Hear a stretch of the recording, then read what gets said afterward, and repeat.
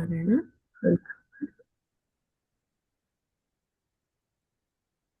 ನಮಸ್ತೆ ಮೇಡಮ್. ನಮಸ್ತೆ. ಎಲ್ಲ ಮಾಸ್ಟರ್ಸ್ಗೆ ನಮಸ್ತೆ.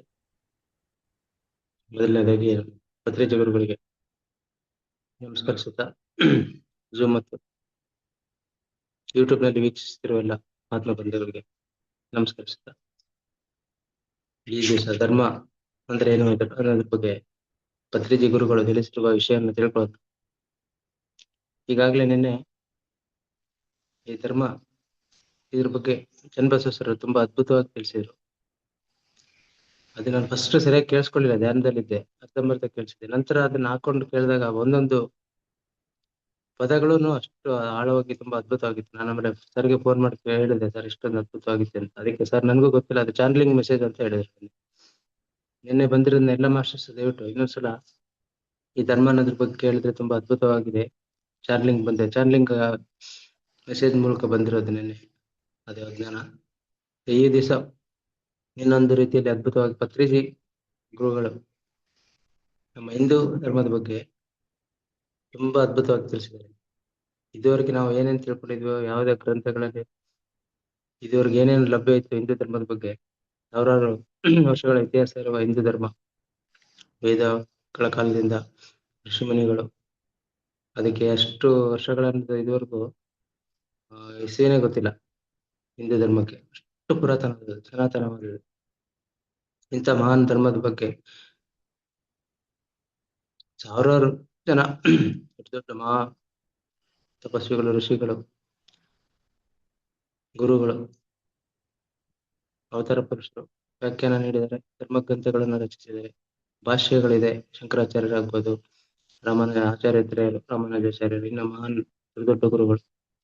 ಆದ್ರೆ ಈಗ ಇದರಲ್ಲಿ ಅದ್ಭುತವಾಗಿ, ಬಹಳ ಸುಲಭವಾಗಿ, ಪ್ರತಿಯೊಬ್ಬರಿಗೂ ಅರ್ಥವಾಗುವಾಗಿ, ಮತ್ತೆ ನಿಜವಾಗಿ ಸತ್ಯವಾಗಿ ಏನು ಅನ್ನೋದನ್ನ ಎಷ್ಟೊಂದು ಅದ್ಭುತವಾಗಿ ತಿಳಿಸಿದ್ದಾರೆ ಅಂದ್ರೆ, ನಿಜವಾಗ್ಲೂ ನಾವು ಪ್ರತಿಯೊಬ್ರು ಇದನ್ನ ತಿಳ್ಕೊಳ್ಳಬೇಕಾಗಿದೆ. ಏನ್ ಹೇಳಿದ್ದಾರೆ ಅಂದ್ರೆ, ಒಂದು ಕಾನ್ಸೆಪ್ಟ್ ಬಗ್ಗೆ ಮಾತಾಡೋಣ ಅಂತ ಪ್ರಾರಂಭ ಮಾಡ್ತಾರೆ. ಒಂದು ಕಾನ್ಸೆಪ್ಟ್ ಅಂದ್ರೆ ಸಿದ್ಧಾಂತ. ಅದರಲ್ಲಿ ಹಿಂದೂ ಮತ ಬಗ್ಗೆ ಹೇಳ್ತಾರೆ. ಈಗ ಹಿಂದೂ ಮತ ಅನ್ನೋದು ಒಂದಿದೆ, ಅದು ವಿಶೇಷವಾಗಿ ನಾವು ಭಾರತದಲ್ಲಿ, ಇಡೀ ಪ್ರಪಂಚದಲ್ಲಿ ಭಾರತ ಒಂದು ಹಿಂದೂ ರಾಷ್ಟ್ರ. ಕೆಲವೇ ರಾಷ್ಟ್ರಗಳಲ್ಲಿ, ಅದರಲ್ಲಿ ನೇಪಾಳ, ಭಾರತ ಪ್ರಮುಖವಾಗಿ ಹಿಂದೂ ರಾಷ್ಟ್ರ ಅಂತ ಕರೆಸ್ಕೊಳ್ತಾರೆ. ನಾವೆಲ್ಲ ಹಿಂದೂಗಳು ಅಂತ ಹೇಳ್ಕೊಳ್ತೀವಿ. ಈ ಹಿಂದೂ ತತ್ವ ಅಥವಾ ಹಿಂದೂ ಮತ ಅಥವಾ ಹಿಂದೂ ಧರ್ಮ, ಇದೊಂದು ತತ್ವನೂ ಆಗ್ಬೋದು, ಮತ ಅಥವಾ ಧರ್ಮ. ಈ ಹಿಂದೂ ಧರ್ಮದಲ್ಲಿ ಇರುವ ಪ್ರಧಾನವಾದ ಕಾನ್ಸೆಪ್ಟ್, ಪ್ರಮುಖವಾದ ಒಂದು ಸಿದ್ಧಾಂತ. ಪ್ರತಿಯೊಂದು ಧರ್ಮಕ್ಕೂ ಅದರದೇ ಆದ ಒಂದು ಸಿದ್ಧಾಂತ ಇದೆ, ಒಂದು ಮೂಲಭೂತವಾದ ಸಿದ್ಧಾಂತ, ತಳಹದಿ, ಒಂದು ತಿರುಳು, ಸಾರಾಂಶ ಅಂತ ಹೇಳ್ಬೋದು. ಯಾವುದೋ ಒಂದು ತಳಹದಿ ಆಧಾರದ ಮೇಲೆ ನಿಂತಿದೆ ಅಂತ. ಸೊ ಅದಕ್ಕೆ ನಮ್ಮ ಹಿಂದೂ ಧರ್ಮದ ತಳಹದಿ ಅಥವಾ ಕಾನ್ಸೆಪ್ಟ್, ಪ್ರಮುಖವಾದ ಪ್ರಧಾನವಾದ ಕಾನ್ಸೆಪ್ಟ್ ಏನಂದ್ರೆ, ಅದರ ಹೆಸರೇ ವರ್ಣಾಶ್ರಮ. ಇದೆಲ್ಲರಿಗೂ ಗೊತ್ತಿದೆ, ನಮ್ಗೆಲ್ಲ ಸಾಮಾನ್ಯ. ಹಿಂದೂ ಧರ್ಮ ಅಂದ್ರೆ ವರ್ಣಾಶ್ರಮ, ಚಾತುರ್ವರ್ಣ್ಯ ಅಂತಾನು ಹೇಳ್ತಾರೆ. ವರ್ಣಾಶ್ರಮ ಧರ್ಮ ಹಿಂದೂ ಧರ್ಮದ ಪ್ರಧಾನ ಸಿದ್ಧಾಂತ. ಅಂದ್ರೆ ಇಲ್ಲಿ ವರ್ಣಾಶ್ರಮದಲ್ಲಿ ಎರಡು ಪದಗಳಿದೆ, ಎರಡು ಭಾಗಗಳಿದೆ. ಸೊ ಇಲ್ಲಿ ಪ್ರತಿಯೊಂದು ಪದನೂ ಒಂದು ಬಹಳ ಪ್ರಮುಖವಾದ, ಒಂದು ಬಹಳ ಆಳವಾದ ಅರ್ಥ ಕೊಡುತ್ತೆ. ಅದನ್ನು ನಾವು ಗಮನಿಟ್ಟು ಅರ್ಥ ಮಾಡ್ಕೊಳ್ಬೇಕು.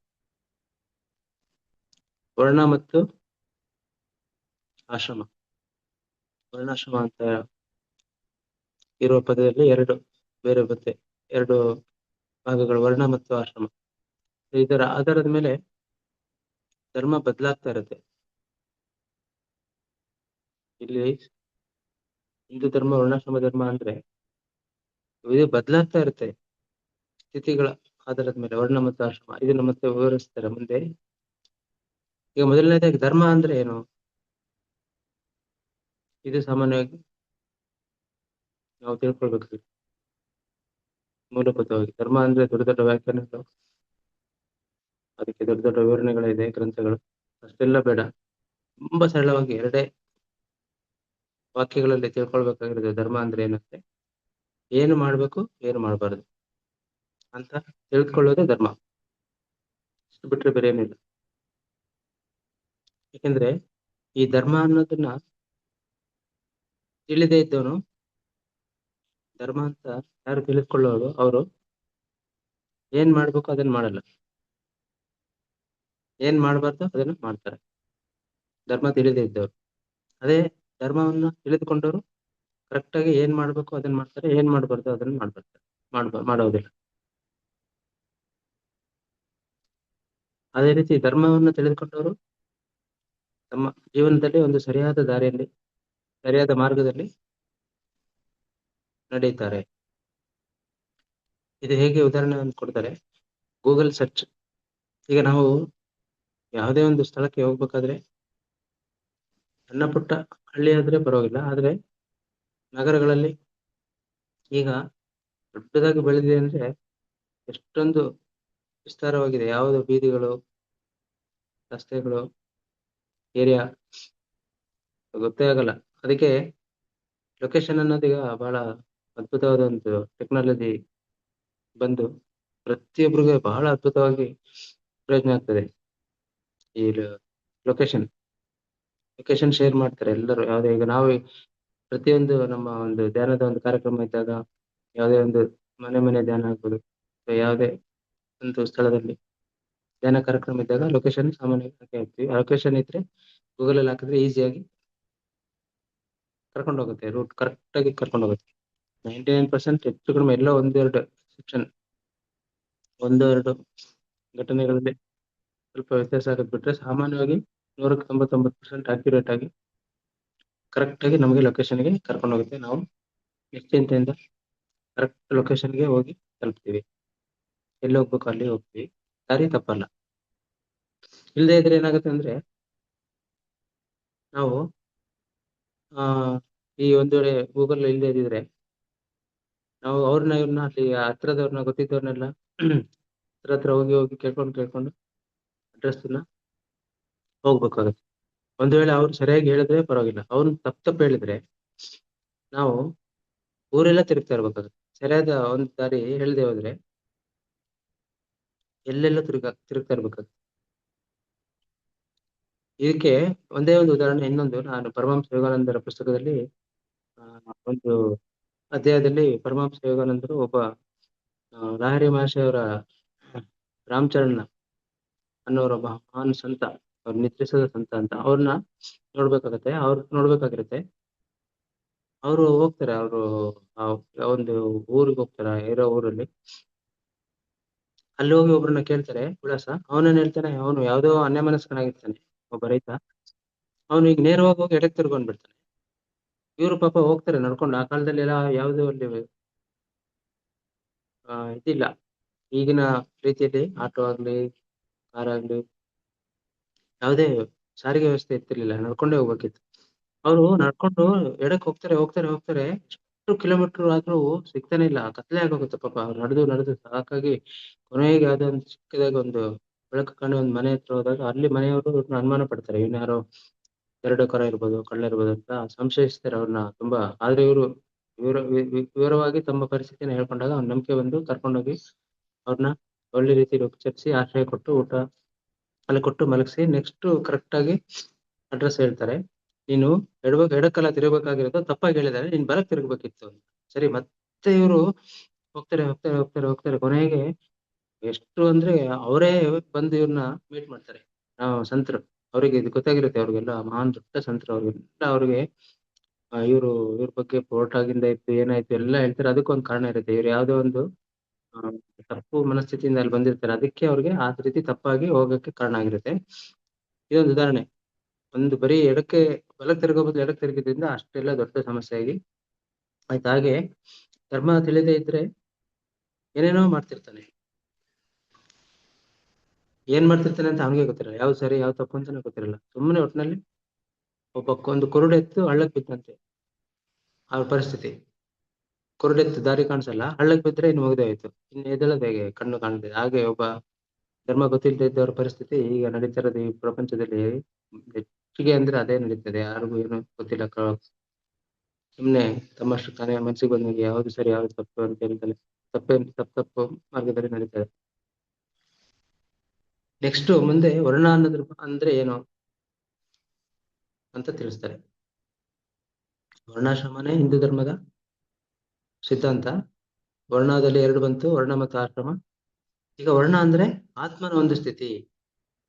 ಇದು ಬಹಳ ವ್ಯತ್ಯಾಸ ತಿಳ್ಕೊಳ್ಳೋದು ತುಂಬಾ ಮುಖ್ಯವಾಗಿದೆ. ತುಂಬಾ ಅದ್ಭುತವಾಗಿ ಹೇಳ್ತಾರೆ. ವರ್ಣ ಅಂದ್ರೆ ಆತ್ಮನ ಸ್ಥಿತಿ, ಆಶ್ರಮ ಅಂದ್ರೆ ಶರೀರದ ಒಂದು ಸ್ಥಿತಿ. ಸೊ ಇಲ್ಲಿ 2 ಇದೆ, ಒಂದು ಶರೀರ, ಇನ್ನೊಂದು ಆತ್ಮ. ಸೊ ಈ ಶರೀರ ಮತ್ತು ಆತ್ಮದ ಸ್ಥಿತಿಗೆ ಅನುಗುಣವಾಗಿ ಧರ್ಮ ಬದಲಾಗ್ತಾ ಇರುತ್ತೆ ಪ್ರತಿಯೊಬ್ಬರಿಗೂ. ಶರೀರ ಸ್ಥಿತಿಗಳು ಮತ್ತು ಆತ್ಮದ ಸ್ಥಿತಿಗಳು, 2 ಸ್ಥಿತಿಗಳಿಗೆ ಅನುಗುಣವಾಗಿ ಧರ್ಮಗಳು ಪ್ರತಿಯೊಬ್ಬ ವ್ಯಕ್ತಿಯಲ್ಲಿ ಬದಲಾಗ್ತಾ ಇರುತ್ತೆ. ಈಗ ಆತ್ಮಸ್ಥಿತಿ 4 ಇದೆ, ಅದೇ ಶರೀರ ಸ್ಥಿತಿಗಳು 4 ಇದೆ. ಅಂದ್ರೆ 4 ವರ್ಣ ಮತ್ತು 4 ಆಶ್ರಮ ಸ್ಥಿತಿಗಳು, 4 ಸ್ಥಿತಿಗಳು.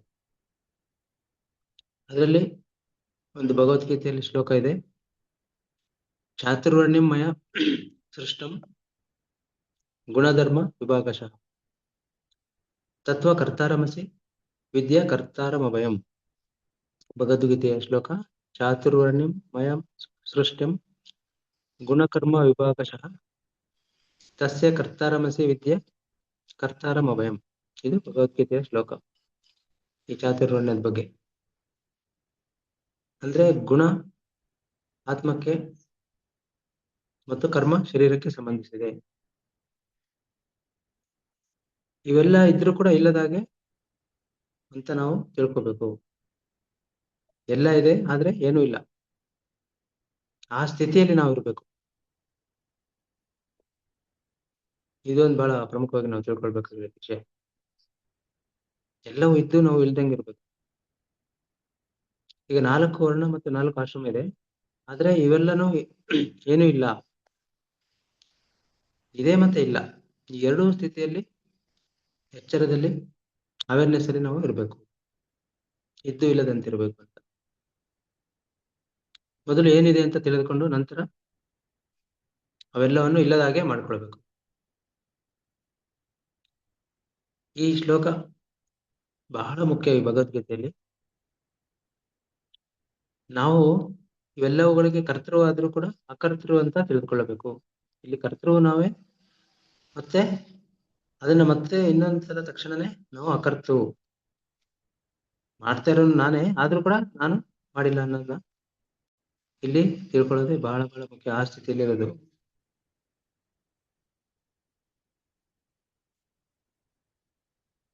ಈ ವರ್ಣಾಶ್ರಮ ತಿಳಿದವರೇ ಹಿಂದೂಗಳು. ಕೇವಲ ಭಾರತದಲ್ಲಿ ಹುಟ್ಟಿದವರೇ ಹಿಂದೂಗಳಲ್ಲ. ಈ ವರ್ಣಾಶ್ರಮ ಏನಿದೆ, ಆತ್ಮ ಮತ್ತು ಶರೀರ ಸ್ಥಿತಿ 4 ಸ್ಥಿತಿಗಳು, ಈ ವರ್ಣಾಶ್ರಮ ಸ್ಥಿತಿ ತಿಳಿದವರು ಹಿಂದೂಗಳು. ಈಗ ಆಶ್ರಮ ಸ್ಥಿತಿಗಳು, ಆಶ್ರಮ ಅಂದ್ರೆ ಶರೀರದ ಸ್ಥಿತಿಗಳು 4. ಇದು ಎಲ್ಲರಿಗೂ ಗೊತ್ತು ನಮ್ಗೆ. ಸಾಮಾನ್ಯವಾಗಿ ನಾವೆಲ್ಲರೂ ಕೇಳ್ಕೊಂಡ್ ಬಂದಿದ್ವಿ. ಬ್ರಹ್ಮಚರ್ಯ, ಗೃಹಸ್ಥ, ವಾನಪ್ರಸ್ಥ, ಸನ್ಯಾಸ. ಇದು ಶರೀರಕ್ಕೆ ಸಂಬಂಧಪಟ್ಟ ಆಶ್ರಮದ ಸ್ಥಿತಿಗಳು. ಆತ್ಮಸ್ಥಿತಿಗಳು 4 ಬೇರೆ ಇದೆ, ನಾನಾ ತರ ವಿವರಿಸ್ತಾರೆ. ಈಗ ಫಸ್ಟ್ ಶರೀರದ ಅಥವಾ ಆಶ್ರಮ ಸ್ಥಿತಿಗಳು 4.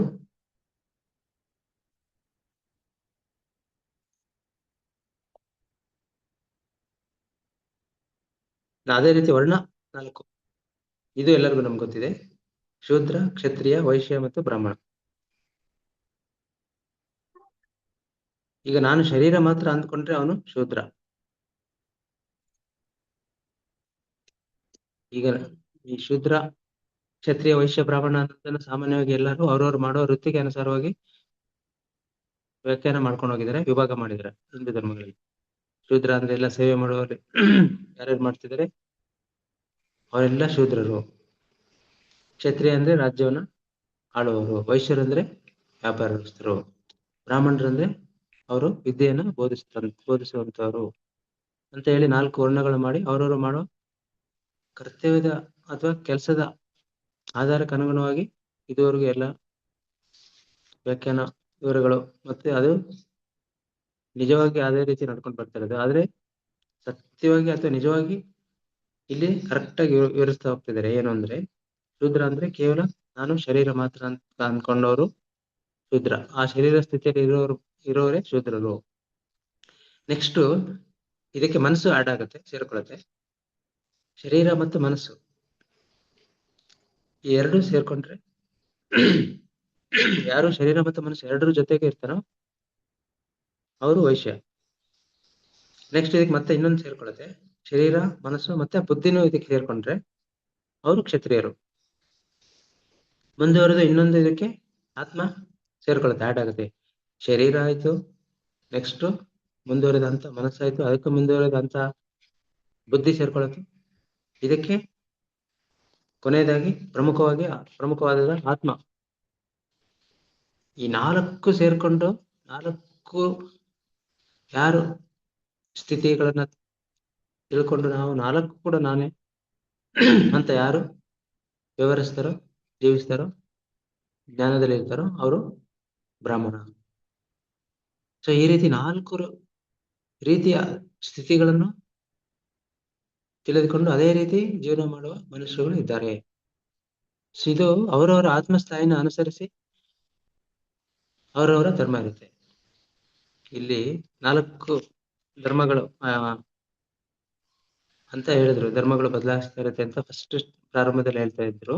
ನಮ್ಮ ಶರೀರ ಮತ್ತು ಆತ್ಮದ ಸ್ಥಿತಿಗಳಿಗೆ ಅನುಗುಣವಾಗಿ ಧರ್ಮ ಬದಲಾಗ್ತಾ ಹೋಗುತ್ತೆ ಅಂತ. ಸೊ ಈಗ ಬರೀ ಶರೀರ ಅಂತ ತಿಳ್ಕೊಂಡವನೇ ಶರೀರ ಧರ್ಮದಲ್ಲಿ ಇರ್ತಾರೆ. ಇಲ್ಲ ಶರೀರ ಮನಸ್ಸು ಅಂತ ತಿಳ್ಕೊಂಡವನು ನೆಕ್ಸ್ಟ್ ಮುಂದುವರೆದು ವೈಶ್ಯ ಧರ್ಮ. ಇನ್ನ ಮತ್ತೆ ಅದಕ್ಕೆ ಬುದ್ಧಿ ಸೇರ್ಕೊಂಡ್ರೆ 3 ಸೇರ್ಕೊಂಡು ಕ್ಷತ್ರಿಯ ಧರ್ಮ. ಇನ್ನು ಅದಕ್ಕೆ ಕೊನೆಗೆ ಆತ್ಮ ಸೇರ್ಕೊಂಡ್ರೆ ಬ್ರಾಹ್ಮಣ ಧರ್ಮ. ಇಲ್ಲೇ 4 ಧರ್ಮಗಳಾಯ್ತು. ಸೊ ಇದಕ್ಕೆ ಬದಲಾಗ್ತಾ ಇರುತ್ತೆ ಅಂತ ಹೇಳಿದ್ ಇದಕ್ಕೇನೆ. ಆಯಾ ಸ್ಥಿತಿಗೆ ಅನುಗುಣವಾಗಿ ಅವರವರು ಆ ಧರ್ಮಗಳಲ್ಲಿ ಇರ್ತಾರೆ. ಸೊ ಇದು ಬದಲಾಗ್ತಾ ಇರುತ್ತೆ. ಇದು ಒಂದೇ ಸ್ಥಿತಿಯಲ್ಲೂ ಇರೋದಿಲ್ಲ. ಯಾಕೆಂದ್ರೆ ಶರೀರದಲ್ಲಿ ಇದ್ದವನು ಯಾವಾಗ್ಲೂ ಅದೇ ಸ್ಥಿತಿಯಲ್ಲಿ ಇರ್ತಾನೆ ಅಂತ ಹೇಳಕ್ಕಾಗಲ್ಲ. ಅವ್ನು ಸಾಧನೆ ಮಾಡ್ತಾ ಮಾಡ್ತಾ ಮನಸ್ಸನ್ನ ಮತ್ತೆ ಸ್ವಲ್ಪ ನಂತರ ಬುದ್ಧಿಯನ್ನು ನಂತರ ಆತ್ಮವನ್ನು ಸೇರಿಸ್ತಾ ಹೋದ್ರೆ ತಕ್ಷಣ ಅದು ಮತ್ತೆ ಹಂತಗಳಲ್ಲಿ ಬದಲಾಗ್ತಾ ಹೋಗುತ್ತೆ ಧರ್ಮ. ಅದಕ್ಕೆ ಅವರವರ ಧರ್ಮ ಅನುಸಾರವಾಗಿ ಶರೀರ ಧರ್ಮ ಅನುಸಾರವಾಗಿ ಧರ್ಮ ಇರುತ್ತೆ. ಅವರವರ ಆತ್ಮ ಸ್ಥಾಯಿಯನ್ನು ಅನುಸರಿಸಿ ಅವ್ರ ಧರ್ಮ ಇರುತ್ತೆ. ನೆಕ್ಸ್ಟ್ ಈಗ 4 ಬ್ರಹ್ಮಚರ್ಯ, ಗೃಹಸ್ಥ, ವನ, ಕ್ರಿಸ್ತ, ಸನ್ಯಾಸ ಆಯ್ತು. ಮತ್ತೆ 4 ಆಶ್ರಮ ಧರ್ಮಗಳು ಇದರಲ್ಲೇ ಮತ್ತೆ ಹೇಳ್ತಾ ಹೋಗ್ತಾರೆ. ಈಗ ಬ್ರಹ್ಮಚರ್ಯ ಅಂದ್ರೆ ಏನು? ಬ್ರಹ್ಮಚರ್ಯ ಆಶ್ರಮ ಇದೆ. ಇದರಲ್ಲಿ ಒಬ್ಬ ಹುಡುಗ ಹುಡುಗಿ ಇದ್ದಾರೆ, ಸಣ್ಣ ವಯಸ್ಸಿನ ಹುಡುಗ ಹುಡುಗಿಯರು. ಬ್ರಹ್ಮಚರ್ಯ ಆಶ್ರಮ.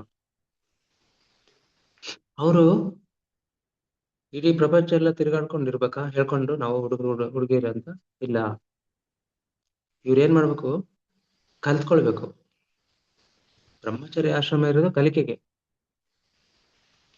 ಸಣ್ಣ ವಯಸ್ಸಿನಿಂದ ಅವರೊಂದು ಅರಣ್ಯಕ್ಕೆ ಬರೋವ್ರಿಗೆ, ಉದಾಹರಣೆ 18 ವರ್ಷಕ್ಕೆ ಬರೋವ್ರಿಗೆ, ತಿಳುವಳಿಕೆ ಇರೋರಿಗೆ, ಬಾಲ್ಯಾವಸ್ಥೆಯಲ್ಲಿರೋರು, ಬಾಲಕ ಬಾಲಕಿಯರು, ಹುಡುಗ ಹುಡುಗಿಯರು ಬ್ರಹ್ಮಚರ್ಯ ಆಶ್ರಮದಲ್ಲಿ ಕೇವಲ ಕಲ್ತ್ಕೊಳ್ಳೋದಷ್ಟೇ ಅವ್ರ ಕೆಲಸ. ಕಲಿಬೇಕು. ಏನ್ ಕಲಿಬೇಕು? ಎಲ್ಲ ವಿದ್ಯೆಗಳನ್ನ ಕಲಿಬೇಕು. ಈ ಬ್ರಹ್ಮಚರ್ಯ ಆಶ್ರಮ ಎಲ್ಲ ಕಲೆಗಳನ್ನು ಕಲ್ತ್ಕೊಳ್ಬೇಕು. ಅದೇ ಅವನ ಕೆಲಸ. 24 hours 24 ಗಂಟೆನೂ ಒಂದು ಸ್ಕೂಲ್ ಕಾಲೇಜ್ ಇದ್ದಂಗೆ ಅವ್ರಿಗೆ. ಅಲ್ಲಿ ಯಾವುದೇ ಉದ್ಯೋಗ ಇಲ್ಲ, ಕೆಲಸ ಇಲ್ಲ, ಬರೀ ಕಲಿಯೋದಷ್ಟೇ. ಇದರಲ್ಲಿ ಆತ್ಮವಿದ್ಯೆನೂ ಸೇರ್ಕೊಳ್ಳುತ್ತೆ, ಮತ್ತೆ ಧ್ಯಾನ ವಿದ್ಯೆ ಸಹ ಸೇರ್ಕೊಳ್ಳುತ್ತೆ. Spiritual science is also there ಅಂತ. ಪ್ರಾಪಂಚಿಕ ವಿದ್ಯೆ ಜೊತೆ ಆಧ್ಯಾತ್ಮಿಕ ವಿದ್ಯೆಯನ್ನು ಕಲ್ತ್ಕೊಳ್ಬೇಕು. ಇದೇ ಬ್ರಹ್ಮಚರ್ಯ ಆಶ್ರಮ. ಈ ಬ್ರಹ್ಮಚರ್ಯ ಆಶ್ರಮ ಕೇವಲ ಕಲಿಕೆ ತಿಳ್ಕೊಳ್ಳೋದು, ಏನೇನು ಎಲ್ಲವನ್ನು, ಎಲ್ಲ ವಿದ್ಯೆ, ಕಲೆಗಳು, ಮತ್ತೆ ಜೊತೆಗೆ ಆತ್ಮವಿದ್ಯೆ, ಧ್ಯಾನ ವಿದ್ಯೆ, ಸ್ಪಿರಿಚುವಲ್ ಸೈನ್ಸ್ ಎಷ್ಟು ಸೇರ್ಕೊಂಡು ಅದು ಕಂಪ್ಲೀಟ್ ಕಲಿಕೆ. ಇದ್ರಲ್ಲಿ ಯಾವ್ದು ಒಂದಿದ್ರು ಅಪೂರ್ಣ. ಒಂದಿಲ್ಲದೆ ಇದ್ರು ಅಪೂರ್ಣ, ಸಂಪೂರ್ಣ ಆಗೋದಿಲ್ಲ, ಕಲಿಕೆ ಆಗಲ್ಲ, ಜೀವನ ಅದು ಸಂಪೂರ್ಣ ಆಗಲ್ಲ. ಅಲ್ಲಿ ಒಂದು ಒಳ್ಳೆ ತಳಹದಿ ಸಿಗಲ್ಲ, ಒಂದು ಒಳ್ಳೆ ಫೌಂಡೇಶನ್ ಸಿಗಲ್ಲ. ಈಗ ಆಗ್ತಾ ಇರೋದು ಅದೇನೆ. ಯಾವ ಇಲ್ಲಿ ಆಧ್ಯಾತ್ಮಿಕ ವಿದ್ಯೆ ಇಲ್ಲ, ಧ್ಯಾನ ವಿದ್ಯೆ ಇಲ್ಲ, ಸ್ಪಿರಿಚುವಲ್ ಸೈನ್ಸ್ ಇಲ್ಲ, ಕಲೆಗಳು ಇಲ್ಲ, ಕೇವಲ ವಿದ್ಯೆ ಅಂತ ಕಲಿಸ್ಕೊಂಡು ಕೇವಲ ಪುಸ್ತಕದ ಹುಳುಗಳನ್ನಾಗಿ ಮಾಡಿ ಈಗ ಇರೋ ವ್ಯವಸ್ಥೆ ಅಷ್ಟೊಂದು ನಿಕೃಷ್ಟವಾಗಿದೆ, ಕೆಳಮಟ್ಟದಲ್ಲಿದೆ ಈಗ ಕಲಿಸ್ತಾ ಇರೋದು ಶಾಲೆಗಳಲ್ಲಿ. ಸೊ ಈ ರೀತಿ ಪತ್ರಿಜಿ ಗುರುಗಳು ಹೇಳಿದಾಗ ಇಷ್ಟೆಲ್ಲ ವಿದ್ಯೆಗಳನ್ನ ಬ್ರಹ್ಮಚರ್ಯ ಆಶ್ರಮದಲ್ಲಿ ಪ್ರತಿಯೊಂದನ್ನು ಜೀವನ ಕಲೆ ಅಂತಾನೆ ಹೇಳ್ಬೋದು. ಇದ್ರಲ್ಲಿ ಕಲೆ ಅಂದ್ರೆ ಜೀವಿಸೋದು ಒಂದು ಮಹಾನ್ ಕಲೆ. ಆ ಕಲೆಯನ್ನು ತಿಳ್ಕೊಬೇಕಂದ್ರೆ ಇದು ಧ್ಯಾನ ಮತ್ತು ಆಧ್ಯಾತ್ಮಿಕ ಜ್ಞಾನ, ಇದರಲ್ಲಿ ಜೀವಿಸುವ ಕಲೆ ಬಹಳ ಅದ್ಭುತವಾಗಿ ಸಿಗುತ್ತೆ. ಅದೇ ಆಗ್ಲೇ ಮತ್ತೆ ಧರ್ಮಕ್ಕೆ ಬರುತ್ತೆ. ಇದು ಏನ್ ಮಾಡ್ಬೇಕು ಏನ್ ಮಾಡ್ಬೇಕು, ಇದನ್ನೇ ಬ್ರಹ್ಮಚರ್ಯ ಆಶ್ರಮ. ಇದ ನಂತರ ಬರದೆ ಗೃಹಸ್ಥಾಶ್ರಮ. ಪ್ರೌಢ ವಯಸ್ಕರು, ಇಲ್ಲಿ ಬಾಲ್ಯಾವಸ್ಥೆ ಮುಗಿತು, ನಂತರ ತಾರುಣ್ಯ ಅಂತಾನೆ ಹೇಳ್ಬೋದು. ಪ್ರೌಢ ವಯಸ್ಕರು ಅವರು ಗೃಹಸ್ಥಾಶ್ರಮಕ್ಕೆ ಬರ್ತಾರೆ. ಇಲ್ಲಿ ಏನ್ ಮಾಡ್ಬೇಕು ಗೃಹಸ್ಥಾಶ್ರಮದಲ್ಲಿ, ಇದನ್ನು ತುಂಬಾ ಅದ್ಭುತವಾಗಿ ಹೇಳಿದ್ದಾರೆ, ಎಲ್ಲರಿಗೂ ತಿಳ್ಕೊಳ್ಳುವಂಥದ್ದು ಇದು. ಪ್ರತಿಯೊಬ್ಬ ವ್ಯಕ್ತಿಗಳು ಗೃಹಸ್ಥಾಶ್ರಮದಲ್ಲಿ ಜೀವಿತವನ್ನ ಆನಂದದಿಂದ ಅನುಭವಿಸ್ಬೇಕು ಅಂತ ಹೇಳ್ತಿದ್ದಾರೆ. ನಮ್ಮ ಜೀವನವನ್ನ ಎಂಜಾಯ್ ಮಾಡ್ಬೇಕು, ಭೋಗದಲ್ಲಿ ಇರ್ಬೇಕು. ಅಂದ್ರೆ ಇನ್ನ ಮುಂದುವರೆದು ಏನ್ ಹೇಳ್ತಾರೆ, ಮಕ್ಕಳನ್ನ ಹುಟ್ಟಿಸ್ಬೇಕು ಅಂದ್ರೆ ಇಲ್ಲಿ ಸಂಸಾರಸ್ಥರಾಗ್ಬೇಕು, ಗೃಹಸ್ಥರಾಗ್ಬೇಕು ಅಂತ. ಗೃಹಸ್ಥಾಶ್ರಮದಲ್ಲಿ ಕುಟುಂಬ ಜೀವನ, ಇದನ್ನ ಯಾವಾಗ್ಲೂ 18 ಆದರ್ಶ ಸೂತ್ರಗಳಲ್ಲೂ ಕೂಡ ಗುರುಗಳು ಇದನ್ನ ಹೇಳಿದ್ರು. ಪ್ರತಿಯೊಬ್ರು ಕುಟುಂಬ ಜೀವನವನ್ನು ಅನುಭವಿಸ್ಬೇಕು, ಯಾರು ಕುಟುಂಬವನ್ನು ತ್ಯಜಿಸಬಾರದು, ಸಂಸಾರ ತ್ಯಜಿಸಬಾರದು. ಪ್ರತಿಯೊಬ್ರು ಕುಟುಂಬ ಜೀವನ, ಯಾಕಂದ್ರೆ ಕುಟುಂಬದಲ್ಲಿ ಕಲಿಕೆ ಇರೋಷ್ಟು ಬೇರೆ ಯಾವುದ್ರಲ್ಲೂ ಬರಲ್ಲ. ಇಲ್ಲಿ ಕುಟುಂಬ ಅಂದ್ರೆ ಎಷ್ಟೊಂದು ಅದ್ಭುತವಾದ ಒಂದು ವ್ಯವಸ್ಥೆ, ಎಲ್ಲ ರೀತಿಯ ಸಂಬಂಧಗಳು, ಎಲ್ಲ ರೀತಿಯ ಕಲಿಕೆಗಳು, ಎಲ್ಲ ರೀತಿಯ ಪರಿಸ್ಥಿತಿ, ಎಲ್ಲ ಸಂದರ್ಭಗಳು, ಎಲ್ಲ ರೀತಿಯ ಅಷ್ಟೊಂದು ಅನುಭವಗಳು, ಎಷ್ಟು ಪಾಠಗಳು, ಎಷ್ಟು ವೈವಿಧ್ಯ, ಅದ್ಭುತವಾದ ಒಂದು ಕೌಟುಂಬಿಕ ವ್ಯವಸ್ಥೆ. ಆದ್ರಿಂದ ಮಕ್ಕಳಿಗೆ ಜನ್ಮ ಕೊಡಬೇಕು. ಈಗ ನಮ್ಗೆ ತಂದೆ ತಾಯಿ ನಮ್ಗೆ ಜನ್ಮ ಕೊಟ್ಟಿದ್ರಿಂದ ನಾವು ಬಂದಿದ್ವಲ್ಲ, ಭೂಮಿಗೆ ಹುಟ್ಟಿದ್ವಲ್ಲ. ಇಲ್ದೇ ಇದ್ರೆ ನಾವು ಭೂಮಿಗೆ ಬರ್ತಾನೆ ಇರ್ಲಿಲ್ಲ. ಅವರು ಕುಟುಂಬ ಧರ್ಮ ಪಾಲಿಸಿ ಗೃಹಸ್ಥರಾದ್ರಿಂದ ಒಂದು ಸಂಸಾರದಲ್ಲಿ ಬಂದಿದ್ರಿಂದ ನಾವು ಜನಿಸಿದ್ವಿ. ಎಂತ ಮಹಾನ್ ಪುರುಷರಾಗಿರ್ಬೋದು, ಎಂತ ಅವತಾರ ಪುರುಷರು ಎಲ್ರು ಕೆಲವೊಂದು ಎಕ್ಸೆಪ್ಷನ್ ಇದೆ. ಕೆಲವು ಬಹಳ ತುಂಬಾ ಆ ವಿಶೇಷವಾದ ಮಹಾನ್ ಪುರುಷರುಗಳು ಶರೀರ ಸಂಪರ್ಕದಿಂದ ಬಂದಿಲ್ಲ, ಅವರು ನೇರವಾಗಿ ಹಾಗೆ ಅವರು ಆವಿರ್ಭವಿಸಿದ್ದಾರೆ ಭೂಮಿ ಮೇಲೆ. ಉದಾಹರಣೆ ಸೀತಾಮಾತೆ ಸಾಕ್ಷಾತ್ ಭೂಮಿಯಿಂದ ಉದ್ಭವ ಆಗಿರೋದು ಸೀತಾಮಾತೆ. ಅದೇ ರೀತಿ ನಮ್ಮ ಮಹಾನ್ ಪುರುಷರು ಸಾಕಷ್ಟು ಜನ ಇದ್ದಾರೆ, ಅವರು ಶರೀರ ಸಂಪರ್ಕದಿಂದ ಜನಿಸಿಲ್ಲ. ಅವರು ಅದ್ಭುತವಾಗಿ ಸಾಕ್ಷಾತ್ ಒಂದು ದೈವ ಲೀಲೆಯಿಂದ ದಿವ್ಯವಾದ ಜನ್ಮ ತೆಗೆದುಕೊಂಡಿದ್ದಾರೆ. ಅದು ಬಿಟ್ರೆ ಸಾಮಾನ್ಯವಾಗಿ ಎಲ್ಲರೂ ಕೂಡ ಈ ಸಂಸಾರದಿಂದ ಜನಿಸಿದ್ದಾರೆ, ಶರೀರ ತಗೊಂಡು ಬಂದಿರೋದು. ಆದ್ರಿಂದ ನಾವು ಸಹ ತಂದೆ ತಾಯಿಗಳಾಗಿ ಇನ್ನ ಒಂದು ಜೀವಕ್ಕೆ, ಇನ್ನೊಂದು ಮಗುವಿಗೆ ಜನ್ಮ ಕೊಟ್ರೆ ಅವರು ಸಹ ಶರೀರ ಧರಿಸ್ತಾರೆ. ಸೊ ಅವರು ಮುಂದೆ ಸಾಧನೆ ಮಾಡಕ್ಕೆ ಅನುಕೂಲ ಆಗುತ್ತೆ. ಯಾಕಂದ್ರೆ ಈಗಾಗಲೇ ನಾವು ತಿಳ್ಕೊಂಡಿದ್ವಿ, ಮೇಲಿನ ಲೋಕದಲ್ಲಿ ಆತ್ಮಗಳು ಕಾಯ್ತಾ ಇದ್ದಾವೆ ಭೂಲೋಕಕ್ಕೆ ಬರಕ್ಕೆ, ಒಂದೊಳ್ಳೆ ಗರ್ಭವನ್ನ ಆಯ್ದುಕೊಳ್ಳಕ್ಕೆ, ಸೆಲೆಕ್ಟ್ ಮಾಡ್ಕೊಳಕ್ಕೆ. ಅವುಗಳಿಗೆ ನಾವು ಅವಕಾಶ ಮಾಡ್ಕೊಡ್ಬೇಕು. ಅಲ್ಲಿ 100 ಜನದಲ್ಲಿ ಕೇವಲ 5 ಜನಕ್ಕೆ ಮಾತ್ರ ಅವಕಾಶ. ಇದನ್ನ ಇತ್ತೀಚಿನ ಕೆಲವೊಂದು ತರಗತಿಗಳಲ್ಲಿ ಕೇಳಿದ್ವಿ. ಅಲ್ಲಿ ಕ್ಯೂ ನಿಂತಿರ್ತಾರೆ ಭೂಮಿಗೆ ಬರಕ್ಕೆ, ಅನುಭವ ಪಡ್ಕೊಳಕ್ಕೆ ಆತ್ಮಗಳು. 100 ಜನರಲ್ಲಿ 5 ಜನಕ್ಕೆ ಅವಕಾಶ ಭೂಮಿಗೆ ಬರಕ್ಕೆ, ಇನ್ನ 95 ಜನ ಮತ್ತೆ ಅವ್ರ ಸರತಿ ಬರೋವಾಗ ಕಾಯ್ತಾನೆ ಇರ್ಬೇಕು. ಅಷ್ಟೊಂದು ಒಂದು ಇಲ್ಲಿಗೆ ಭೂಮಿಗೆ ಬರಕ್ಕೆ ಪೈಪೋಟಿ ಇದೆ ಆತ್ಮಗಳಿಗೆ.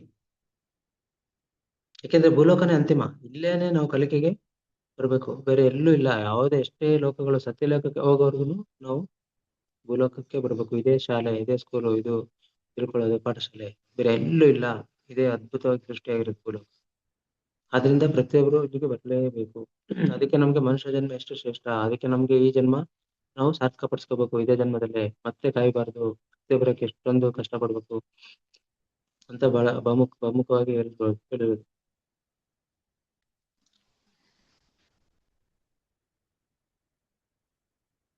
ಇದೇ ಗೃಹಸ್ಥಾಶ್ರಮ.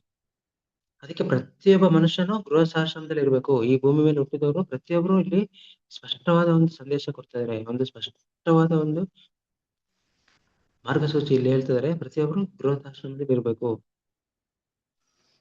ಬ್ರಹ್ಮಚರ್ಯ ಆಶ್ರಮದಲ್ಲಿ ಏನೇನು ಕಲ್ತ್ಕೊಂಡು ಅದನ್ನೆಲ್ಲ ಗೃಹಸ್ಥಾಶ್ರಮದಲ್ಲಿ ಅಭ್ಯಾಸ ಮಾಡ್ಬೇಕು. ನೋಡಿ, ಇದು ಯಾಕೆ ಗೃಹಸ್ಥಾಶ್ರಮ ಅಂದ್ರೆ, ಕಲ್ತ್ಕೊಂಡಿದ್ದನ್ನ ಇಲ್ಲಿ ನಾವು ಪ್ರಾಕ್ಟಿಕಲ್ ಆಗಿ ನಾವು ಇಂಪ್ಲಿಮೆಂಟ್ ಅನುಸರಿಸೋದು, ನಾವು ಅಳವಡಿಸ್ಕೊಳ್ಳೋದು ಎಲ್ಲಿ? ಈ ಗೃಹಸ್ಥಾಶ್ರಮದಲ್ಲಿ. ಅಲ್ಲೇನೇನು ಕಲ್ತ್ಕೊಂಡು ಅದನ್ನ ಇಲ್ಲಿ ಅಭ್ಯಾಸ ಮಾಡೋದಂತೆ. ಈಗ ನಾವು ಸಂಗೀತ ಕಲ್ತಿದ್ರೆ ಸಂಗೀತ ಅಭ್ಯಾಸ ಮಾಡ್ತೀವಿ, ಧ್ಯಾನ ಕಲ್ತಿದ್ರೆ ಧ್ಯಾನ ಅಭ್ಯಾಸ ಮಾಡ್ತೀವಿ. ಅದೇ ರೀತಿ ಜಿಮ್ ಅಂದ್ರೆ ವ್ಯಾಯಾಮ ಶಾಲೆ. ಅಲ್ಲಿ ಏನು ಕಲ್ತಿದ್ವೋ ಅದನ್ನ ಅಭ್ಯಾಸ ಮಾಡೋದು. ಸೊ ಇದು ನಿರಂತರ ಅಭ್ಯಾಸ. ಕಲ್ತಿದ್ದನ್ನ ನಾವು ಪ್ರತಿನಿತ್ಯ ಅದನ್ನ ಫಾಲೋ ಮಾಡ್ಕೊಳ್ಳೋದು, ಅನುಸರಿಸೋದು, ಅಳವಡಿಸ್ಕೊಳ್ಳೋದು. ಅದನ್ನ ನಮ್ಮ ಜೀವನನ ಎಂಜಾಯ್ ಮಾಡ್ಕೊಂಡು, ಸಂಭ್ರಮಿಸ್ಕೊಂಡು, ಅನುಭವಿಸ್ಕೊಂಡು, ಜೊತೆಗೆ ಇದನ್ನ ಅಭ್ಯಾಸ ಮಾಡ್ಬೇಕು. ಇಲ್ಲಿ ಎರಡಿದೆ. ಮೊದಲೇ ಹೇಳಿದ್ರು, ಈ ಗೃಹಸ್ಥಾಶ್ರಮ ಇರೋದೇ ಎಂಜಾಯ್ಮೆಂಟ್ಗೆ, ಸೆಲೆಬ್ರೇಷನ್. ಪ್ರತಿ ಕ್ಷಣ ಓಶೋರು ಅದೇ ಹೇಳ್ತಾರೆ, ಜೀವನನೇ ಒಂದು ಸೆಲೆಬ್ರೇಷನ್. ಇಲ್ಲಿ ಅನುಭವಿಸ್ಬೇಕು ಆನಂದದಿಂದ ಪ್ರತಿ ಕ್ಷಣ ಪ್ರತಿಯೊಂದನ್ನು. ಇದು ಯಾವುದೇ ಸಫರಿಂಗಿಗೆ ಅಲ್ಲ, ಇದು ನರಳಕ್ಕಲ್ಲ, ಅಳಕ್ಕಲ್ಲ, ನೋವು ಪಡಕ್ಕಲ್ಲ, ಕಷ್ಟ ಪಡಕ್ಕಲ್ಲ. ಪ್ರತಿ ಕ್ಷಣ ಅನುಭವಿಸ್ಬೇಕು ಆನಂದದಿಂದ, ಎಂಜಾಯ್ಮೆಂಟ್, ಸಂಭ್ರಮ, ಸೆಲೆಬ್ರೇಷನ್. ಸೊ ಅದಕ್ಕೆ ನಾವು ಅದನ್ನ ಎಂಜಾಯ್ ಮಾಡ್ಕೊಂಡು ಎಲ್ಲ ಅಭ್ಯಾಸ ಮಾಡ್ಬೇಕು. ಏನೇನು ಗೃಹಸ್ಥಾಶ್ರಮದಲ್ಲಿ ಕಲ್ತೀವಿ ಅದನ್ನು ಅಭ್ಯಾಸ ಮಾಡ್ತಾ ಎಂಜಾಯ್ ಮಾಡ್ಕೊಂಡು ಗೃಹಸ್ಥಾಶ್ರಮವನ್ನು ಕಳಿಬೇಕು ಪ್ರತಿಯೊಬ್ಬರು ಸಹ. ಇದರ ನಂತರ ಬರದೆ ವಾನಪ್ರಸ್ಥಾಶ್ರಮ. ಯಾವಾಗ ಮಕ್ಕಳು ದೊಡ್ಡವರಾಗ್ತಿರೋ ಆಗ ನಮಗೂ ಮಕ್ಕಳಿಗೂ ಸಂಬಂಧ ಇಲ್ಲ. ಇಲ್ಲಿ ಇನ್ನೊಂದು ಅದ್ಭುತವಾದ ಒಂದು ಕಾನ್ಸೆಪ್ಟ್, ಅದ್ಭುತವಾದ ಒಂದು ವಿವರಣೆಯನ್ನು ಕೊಡ್ತಾ ಇದ್ದಾರೆ. ಪ್ರತಿಯೊಬ್ಬರು ನಾವು ಇದನ್ನ ಆಳವಾಗಿ ತಿಳ್ಕೊಳ್ಬೇಕು. ಮಕ್ಕಳು ದೊಡ್ಡವರಾಗ್ತಿದ ತಕ್ಷಣನೇ ಸಂಬಂಧನೇ ಇಲ್ಲ ಅಂತ ಹೇಳ್ತಾರೆ ನಮಗೂ ಅವರು. ಆಗ ನಾವು ಈ ಗೃಹ ಆಶ್ರಮ ಏನಿತ್ತು, ಗೃಹ ಅಂದ್ರೆ ಮನೆ, ಆ ಗೃಹವನ್ನು ಬಿಟ್ಟು ಕಾಡಿಗೆ, ವಾನಪ್ರಸ್ಥಾಶ್ರಮ ಅಂದ್ರೆ ವನ, ಅಂದ್ರೆ ಅರಣ್ಯ ಅಥವಾ ಕಾಡು, ಫಾರೆಸ್ಟ್, ಅಲ್ಲಿಗೆ ಹೋಗ್ಬೇಕಂತೆ ನಾವು ಗೃಹವನ್ನು ಬಿಟ್ಟು. ಅಥವಾ ಗೃಹವನ್ನೇ ಆ ವನ ಅಥವಾ ಕಾಡು ಅಂತ ಮಾಡ್ಕೋಬೇಕು. ಇಲ್ಲಿ ಮಕ್ಕಳ ಜೊತೆ ಏನು ಕೆಲಸ ಇಲ್ಲ, ಸಂಬಂಧ ಎಂಡ್ ಆಯ್ತು, ಕೊನೆ ಆಗಿದೆ, ಬಂಧ ಕಡಿದು ಹೋಗಿದೆ. ಮತ್ತೆ ಅಲ್ಲೇನ್ ಮಾಡ್ಬೇಕು? ಕಾಡಿನಲ್ಲಿ ಅಲ್ಲಿ ಧ್ಯಾನ ಅನ್ನೋದು ತಪಸ್ಸಾಗಿ ಬದಲಾಗ್ಬೇಕು. ವಾನಪ್ರಸ್ಥಾಶ್ರಮ ಒಂದೊಂದು ಹಂತದಲ್ಲಿ ಎಷ್ಟೆಷ್ಟು ಬದಲಾವಣೆ ಇದೆ, ಎಷ್ಟೆಷ್ಟು ವ್ಯತ್ಯಾಸಗಳಿದೆ, ಏನೇನ್ ಮಾಡ್ಬೇಕು ಅನ್ನೋದು ಅಷ್ಟು ಅದ್ಭುತವಾಗಿ ಹೇಳ್ತಾ ಹೋಗಿದ್ದಾರೆ. ಬ್ರಹ್ಮಚರ್ಯ ಕಲಿಕೆ,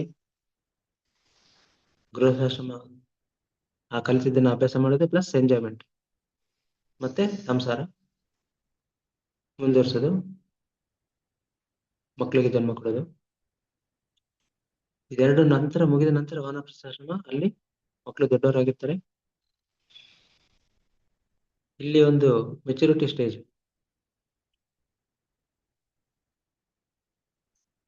ಇಲ್ಲಿ ಬಾಲ್ಯ, ತಾರುಣ್ಯ ಮತ್ತು ಪ್ರೌಢ, ಇಲ್ಲಿ 3ನೇ ಸ್ಟೇಜ್ ಬಂತು. ಬಾಲ್ಯದಲ್ಲಿ ಬ್ರಹ್ಮಚರ್ಯ ಆಶ್ರಮ ಆಯ್ತು, ತಾರುಣ್ಯದಲ್ಲಿ ಗೃಹಸ್ಥಾಶ್ರಮ ಆಯ್ತು. ಅದಾದ ನಂತರ ಒಂದು ಹಂತ ಬರುತ್ತೆ, ಪ್ರೌಢ ಅಂತ, ಅದು ವಾನಪ್ರಸ್ಥಾಶ್ರಮ. ಇಲ್ಲಿ ಮಕ್ಕಳಿಗೆ ನಮಗೂ ಸಂಬಂಧನೇ ಇಲ್ಲ ಅಂತಾರೆ, ಯಾವುದೇ ಒಂದು ಬಂಧನ ಇಲ್ಲ, ಅಲ್ಲಿ ಸಂಬಂಧ ಇಲ್ಲ. ನಂತರ ಮನೆಯನ್ನೇ ಕಾಡು ಅಥವಾ ವನ ಅಂತ ಮಾಡ್ಕೊಂಡು ಏನ್ ಮಾಡ್ಬೇಕು? ಇದುವರೆಗೆ ಮಾಡ್ತಾ ಇದ್ದಿದ್ದನ್ನ ಧ್ಯಾನವನ್ನ ತಪಸ್ಸಾಗಿ ಬದಲಾಯಿಸ್ಕೊಳ್ಬೇಕು. ಗಂಟೆಗಳು ಧ್ಯಾನ ಮಾಡ್ಬೇಕು ಇವಾಗ. ಅದಕ್ಕೆ ಮುಂಚೆ ಕೇವಲ ವಯಸ್ಸಿಗೆ 1 ಗಂಟೆ ಧ್ಯಾನ, 2 ಗಂಟೆ ಧ್ಯಾನ ಆಯ್ತು. ಇಲ್ಲಿ ಆ ಗಂಟೆ ಅನ್ನೋದನ್ನ ಗಂಟೆಗಟ್ಟಲೆ ಧ್ಯಾನ. ಇದೇ ವಾನಪ್ರಸ್ಥಾಶ್ರಮ. ಈ ಗೃಹಸ್ಥಾಶ್ರಮದಲ್ಲಿ ಗಂಟೆ ಗಂಟೆಗಳು ಮಕ್ಕಳಿಗೋಸ್ಕರ ನೋಡ್ಕೊಂಡ್ವಿ ನಾವು. ಗೃಹಸ್ಥಾಶ್ರಮ ಕೇವಲ ಒಂದು ಸೀಮಿತ ಅವಧಿ, ಒಂದು ಲಿಮಿಟೆಡ್ ಅವಧಿಯಲ್ಲಿ ಧ್ಯಾನ ಮಾಡಿಕೊಂಡು 24 ಗಂಟೆಯಲ್ಲಿ 1 ಅಥವಾ 2 ಗಂಟೆ ಧ್ಯಾನ ಮಾಡಿ ಉಳಿದಿದ್ದ ಎಲ್ಲ ಗಂಟೆಗಳು 22 ಗಂಟೆಗಳನ್ನ ಕೇವಲ ಮಕ್ಕಳು ನೋಡ್ಕೊಳಕ್ಕೆ, ಸಂಸಾರ ನೋಡ್ಕೊಳಕ್ಕೆ, ಆ ಗೃಹಸ್ಥಾಶ್ರಮ ಅನುಭವಿಸಕ್ಕೆ ಕಳೆದ್ಬಿಟ್ವಿ. ಆದ್ರೆ ವಾನಪ್ರಸ್ಥಾಶ್ರಮದಲ್ಲಿ ಅಷ್ಟು ಗಂಟೆಗಳನ್ನು ಕೇವಲ ಧ್ಯಾನಕ್ಕೆ ಮೀಸಲಾಗಿಡ್ಬೇಕು. ತಪಸ್ಸು ಅಂದ್ರೆ ಗಂಟೆಗಳು ಧ್ಯಾನದಲ್ಲಿರೋದು. ಇದೇ ತಪಸ್ಸು. ವನಕ್ಕೆ ಏಕೆ ಹೋಗ್ತೀವಿ ಅಂದ್ರೆ ತಪಸ್ಸಿಗೆ. ಸಾಮಾನ್ಯವಾಗಿ ಹಿಂದೆ ಎಲ್ಲ ಋಷಿಮುನಿಗಳು ಕಾಡಿಗೆಲ್ಲ ಹೋಗ್ತಿದ್ರು ತಪಸ್ ಮಾಡಕ್ಕೆ. ಅದೇ ರೀತಿ ಇದು ನಾವು ತಪಸ್ಸು ಅನ್ನೋ ರೀತಿಯಲ್ಲಿ ಸಂಪೂರ್ಣವಾಗಿ ಧ್ಯಾನಕ್ಕೆ ತೊಡಗಿಸ್ಕೋಬೇಕು. ಅಲ್ಲಿ ಏನು ಬೇರೆ ಕೆಲಸನೇ ಇಲ್ಲ. ಎಲ್ಲ ಜವಾಬ್ದಾರಿಗಳು ಮುಗೀತು, ಮಕ್ಕಳು ದೊಡ್ಡವರಾದ್ರು, ಅವ್ರೇ ನೋಡ್ಕೊಳ್ತಾರೆ. ಇನ್ನು ನಾವು ಅವ್ರಿಗೆ ಅಂಟ್ಕೋಬಾರ್ದು, ಅಟ್ಯಾಚ್ ಆಗಬಾರ್ದು. ಬಟ್ ನಾವು ಸಾಮಾನ್ಯವಾಗಿ ಎಲ್ಲ ಮಾಡ್ತಾ ಇರೋದು ಇದಕ್ಕೆ ಉಲ್ಟಾ, ರಿವರ್ಸ್. ಎಷ್ಟೇ ವಯಸ್ಸಾದ್ರೂ, ಎಷ್ಟೇ ಮಕ್ಕಳು ದೊಡ್ಡವರಾದ್ರು, ಅವ್ರು ನಿಂತಿರ್ತಾರೆ, ಆದ್ರೂ ಕೂಡ ನಾವು ಅವ್ರಿಗೆ ಅಟ್ಯಾಚ್ ಆಗಿ ಅವ್ರ ಇದ್ರಲ್ಲಿ ಇಂಟರ್ಫಿಯರ್ ಆಗೋದು, ಅವರು ನಮ್ಮ ಮೇಲೆ ಅವಲಂಬರ ಆಗೋ ತರ ಇರೋದು, ಇದೆಲ್ಲ ನಡೀತಾ ಇರುತ್ತೆ. ಇದೆಲ್ಲ ನಿಲ್ಲಿಸ್ಬೇಕು. ನಂತರ ಹೋಗೋದು ನಾವು ಇಷ್ಟು 3 ಹಂತಗಳು ಮುಗಿತು. ಇದ್ರ ನಂತರ ಕೊನೆಗೆ ಬರೋದು ಸನ್ಯಾಸಾಶ್ರಮ. ಇದು ಸಮಯ ಆಗಿದೆ, ಇನ್ನು ನಾಳೆಗೆ ಮುಗಿಸ್ತೀನಿ ಮೇಡಮ್. ಇನ್ನು ಅದ್ಭುತವಾಗಿದೆ ಮುಂದೆ ಸನ್ಯಾಸಾಶ್ರಮ. ಅದು ನಾಳೆ ಕಂಟಿನ್ಯೂ ಮಾಡೋಣ. ಸೊ ಇಷ್ಟೊತ್ತು ಅವಕಾಶ ಕೊಟ್ಟಿದ್ದಕ್ಕೆ PSS ಮೈಸೂರು ಮತ್ತು ವೀಕ್ಷಿಸಿದ ಎಲ್ಲ ಮಹಾತ್ಮ ಬಂಧುಗಳಿಗೆ ನಮಸ್ಕಾರ. Thank you.